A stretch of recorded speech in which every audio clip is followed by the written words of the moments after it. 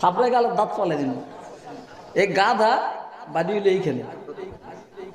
শুনেলেন তো এদের কইছি তোর ছুটি নেই বোরকা যাইতে পারবি না এদের কইছি তো তখন তো মন খারাপ তো আমার একটু মনটা গলছে আসার টাইমে বলছি যে তুই মাহফিল শেষ হলে হোটেলের থেকে তুই বউর লোকে যাই দেখা করে মাওলানা বশিরুল্লাহর মেয়ের জামাই কি গালি কি নাসির মাজিদ তো এখন এটা বলার সাথে সাথে একটা গাড়িতে নাইমা দূরে বউর কইতে আছে আমি আইতে আসি অনহিত কবে লেগেছে না কথা বলতে এত অনহে কথা কবে লেগেছে বোর কাছে ওই সময় কইতে পারে নাই এখন কইতে গেছে হুজুর আমার ছুটি দিছে আমার আদরের ফলাফল বুঝছেন তো আপনারা